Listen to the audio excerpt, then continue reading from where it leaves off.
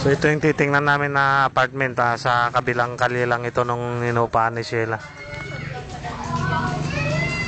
Hinihintay namin si Miguel galing pa sa langit, bababa rito sa lupa.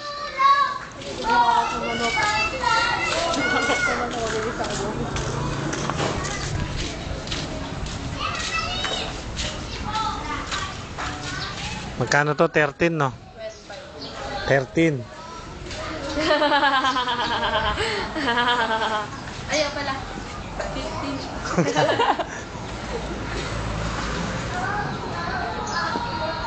Pero ito ang pinakamaswerte. Nasa baba lang. May nakakuha na dyan? Oo. 3 years na daw yung nakatira dyan, di maan. Pero isa lang naman. Di siya dyan lang siya sa loob? Oo. Grabe ha, 3 years na siya sa loob, di siya umaalis. Grabe. Ang galing. Oo, gastig. Ilang floor ba? No? Ang daming floor. Para siyang bungalow na yung kalahati lang. May floor.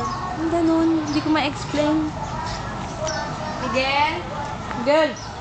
Where are you? Miguel, labas mong sasakyan, Miguel. Nakabike lang yun. Nakabike lang ba? Oo. Yung may pang-deliver ng Anong street to? Basilio? close sila. Na-inquire naman. Basilio, ito si Sisa. Tagal? Sabi mo kasi yan yung taas. Huwag may pakita yung katabi.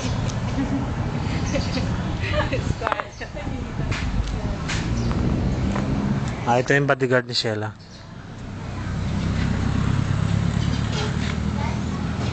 Pakita mo nga yung muscle. Ito naman yung chopper ni Sheila. Tagadala ng suklay. Tagal naman ni Miguel. Girl. Miggy. Si Sheila na-stress kaya medyo nangayayat ng konti. Nangayayat siya kaya hindi na magkasya yung pantalon niya. Ang luwag kaya. Nag-belt ka para masarap.